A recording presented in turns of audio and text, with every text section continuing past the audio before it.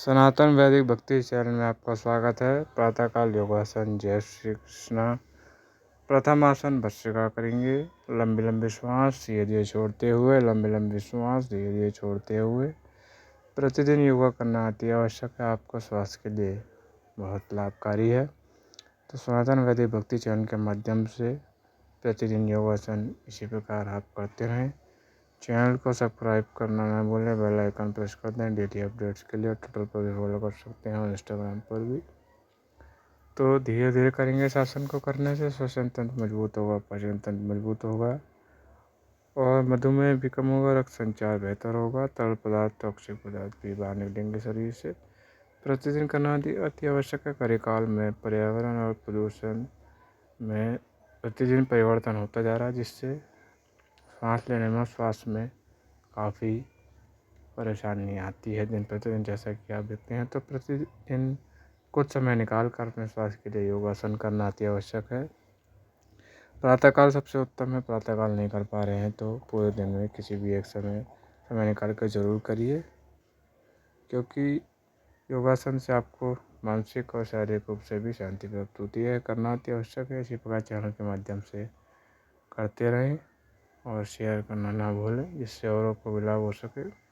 एकांत में भी कर सकते हैं। एकांत में अगर अकेले नहीं कर पा रहे हैं तो भजन इत्यादि चलाकर भी कर सकते हैं और प्रियजन के साथ कर सकते हैं, समूह में कर सकते हैं। जैसे भी आपको सुलभ लगता है उस प्रकार कर सकते हैं, परंतु प्रतिदिन करना ही मुख्य उद्देश्य होना चाहिए। प्रतिदिन करने से ही आपका अभ्यास बनेगा और लाभ भी होगा। प्रतिदिन ये सभी आसन आप कर सकते हैं, चाहे आप विद्यार्थी हैं या व्यवसाय करते हैं, कोई भी है, सभी कर सकते हैं। सभी वर्ग के कर सकते हैं, बाल, वृद्ध और युवा। तो इसी में लंबी लंबी श्वास धीरे धीरे छोड़ते हुए, लंबी लंबी श्वास धीरे धीरे छोड़ते हुए इसी प्रकार इसी क्रम में करते हैं। पीठ को सीधा रखें, झुकने ना दें और सांस का क्रम टूटने न पाए। धीरे धीरे कर सकते हैं अगर तीव्र गति से नहीं हो पा रहा है। और दूसरा आसन कपालभाति करेंगे। इसमें तेज़ी से लेकर धीरे से छोड़ देंगे। इसमें एक बार लेकर जल्दी से छोड़ देना है। उसी क्रम में कई बार करते रहें जब तक आप कर पा रहे हैं। इससे भी कई लाभ होते हैं। श्वसन तंत्र मजबूत होता है, तरल पदार्थ बाहर निकलते हैं, मधुमेह का रोग कम होता है, हाइपरटेंशन, हाई बीपी, स्ट्रेस आदि भी कम होता है, रक्त संचार भी बेहतर होता है और भी अन्य आदि लाभ आपको होते हैं। प्रतिदिन इसी प्रकार सनातन वैदिक भक्ति चैनल के माध्यम से आप करते रहिए और चैनल को सब्सक्राइब करना ना भूलें, बेल आइकन को प्रेस करते रहिए अपडेट्स के लिए, शेयर करना ना भूलें। प्रतिदिन आप शासन को करेंगे तो आपको बहुत लाभ होगा। प्रतिदिन चैनल के माध्यम से करते रहिए और आप अधिक अवधि तक देखने के लिए कमेंट बॉक्स में कमेंट भी कर सकते हैं और इसी प्रकार करते रहिए। इससे आपको बहुत लाभ होगा। धीरे से छोड़कर पुनः दोबारा ले लेंगे श्वास को। उसके बाद अनुलोम विलोम करेंगे। दाहिने श्वास नलिका से लेकर बाएं से छोड़ देंगे, दाहिने से लेकर बाएं से छोड़ देंगे, दाहिने श्वास नलिका से लेकर बाएं से छोड़ देंगे, दाएं से लेकर फिर बाएं से छोड़ देंगे।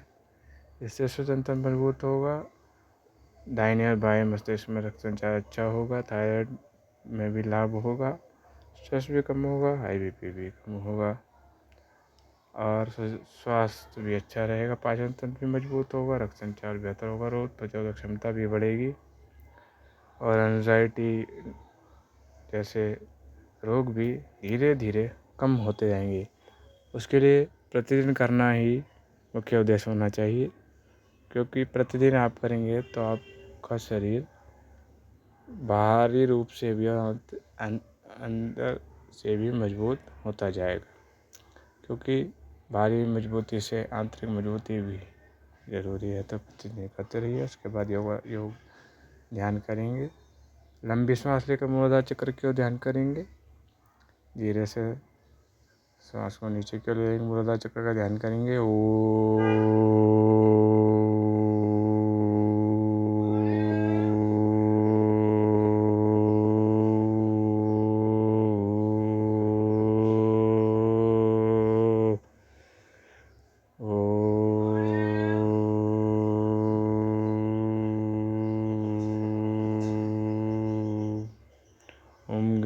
उच्चारण करेंगे बीच बीच में, ताकि आपका ध्यान एकाग्र रूप से बना रहे। प्रतिदिन करते रहिए, ध्यान बढ़ता जाएगा। मूलाधार चक्र का ध्यान करिए। प्रभु का ध्यान करते हुए मूलाधार चक्र से शुरू करते हुए स्वादिशान चक्र, मणिपुर चक्र, अनाहत चक्र, विशुद्ध चक्र, आज्ञा चक्र, दोनों भुवों के बीच में, फिर सहस्रार चक्र तक जाना है। तो उसके लिए आरंभ मूलाधार से ही होगा। मूलाधार का ध्यान करते रहिए। लंबी सांस लेकर नीचे की ओर लाइए, नाभि और निचले भाग के मध्य में। फिर उसके बाद श्वास को मध्य में रोककर थोड़ी देर 1 या कुछ सेकंड तक रोके, तो उससे भी श्वास रोकने की क्षमता आपकी दिन प्रतिदिन बढ़ती जाएगी। सारी चिंताएं त्यागते हुए एकांत चित्त से ध्यान करते रहिए मूलाधार चक्र का। प्रतिदिन आप करते जाएंगे तो आपको लाभ होगा। जैसे कि हमारे ऋषि मुनियों के द्वारा बताया गया, पतंजलि महर्षि के द्वारा बताया गया कि योग से कई लाभ होते हैं। इसको करना अति आवश्यक है। किसी भी अवस्था के लोग कर सकते हैं, बाल, युवा, वृद्ध, स्त्री, पुरुष, कोई भी कर सकता है। तो इसलिए करने से ना बचे, अवश्य करें, क्योंकि स्वास्थ्य आपका ठीक होगा तो आप दैनिक दिनचर्या और महत्वपूर्ण कार्यों में अपना योगदान दे पाएंगे। क्योंकि अगर आप स्वस्थ ही नहीं होंगे तो अपने दैनिक दिनचर्या और देश के विकास में, समाज के विकास में कार्यों को नहीं कर पाएंगे। और प्रियजनों के संग भी समय आप नहीं दे पाएंगे। तो इसीलिए प्रतिदिन करना अति आवश्यक है। ध्यान करते रहिए, सारी चिंताएं त्यागते हुए प्रभु का ध्यान करते रहिए, करते रहिए, करते रहिए, करते रहिए, करते रहिए। और चैनल को सब्सक्राइब करना ना भूलें। धीरे से आँख खोलकर हाथों को उसकर आँखों पर रखेंगे। धीरे से 30 सेकंड के रखेंगे, केवल रखना है, दबाना नहीं है। उसके बाद हटाकर कानों पर रखेंगे धीरे से। फिर गर्दन को घुमाएंगे दाईं और फिर बाईं ओर। गर्दन की मांसपेशियां मजबूत होंगी इससे। धीरे धीरे घुमाएंगे, धीरे धीरे धीरे धीरे धीरे धीरे घुमाएंगे, धीरे धीरे धीरे धीरे धीरे धीरे घुमाएंगे, घुमाएंगे, घुमाएंगे, घुमाएंगे, घुमाएंगे, घुमाएंगे, धीरे धीरे धीरे धीरे घुमाएंगे, घुमाएंगे, घुमाएंगे। इससे गर्दन की मांसपेशियां मजबूत होंगी। उसके बाद कंधों को आगे की ओर रोटेट करेंगे, फिर पीछे की ओर धीरे धीरे करते आएंगे। इससे कंधे इत्यादि में दर्द रहता है वो भी धीरे धीरे कम होता जाएगा आपका। उसके बाद प्रभु को प्रणाम करेंगे। ओम।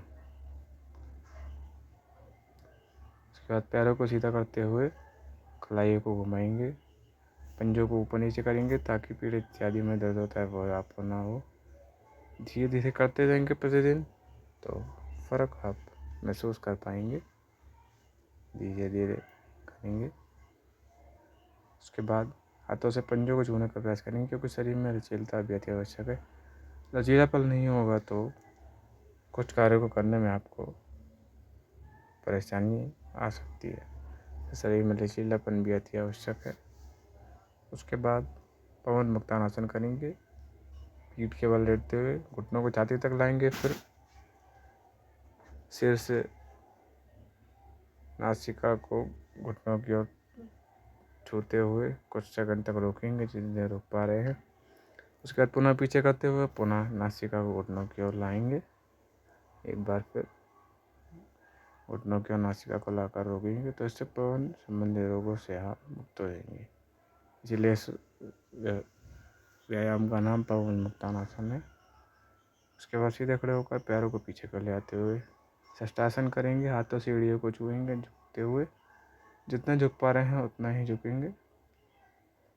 प्रथम बार में अगर आपका अभ्यास बन गया है तो ज़्यादा भी झुक सकते हैं अपनी क्षमता अनुसार, परंतु प्रथम बार में ज़्यादा अधिक झुककर आप परेशानी मोल ना लें। जितना हो पा रहा है उतना ही करें प्रथम बार में। धीरे धीरे अभ्यास बनता जाएगा, वैसे वैसे अधिक झुकाव होता जाएगा। उसके बाद पैरों को मोड़ते हुए हाथों को पैर पर रखते हुए घुटने सीधे करने का प्रयास करेंगे, बिल्कुल सीधे, एकदम सीधे। धीरे धीरे करते जाएंगे। अभ्यास बनता जाएगा, धीरे धीरे करते जाएंगे। उसके बाद हाथों को मोड़ते हुए घुटने नीचे रखते हुए उसको सीधा करने का प्रयास करेंगे। धीरे धीरे करेंगे, इससे मस्तिष्क में रक्त प्रवाह अच्छा होगा, निद्रा भी आपको अच्छी आएगी। इसी प्रकार योग, व्यक्ति ज्ञान, अध्यात्म वीडियो देखने के लिए चैनल को सब्सक्राइब करें। आपका दिन शुभ हो। जय श्री कृष्ण।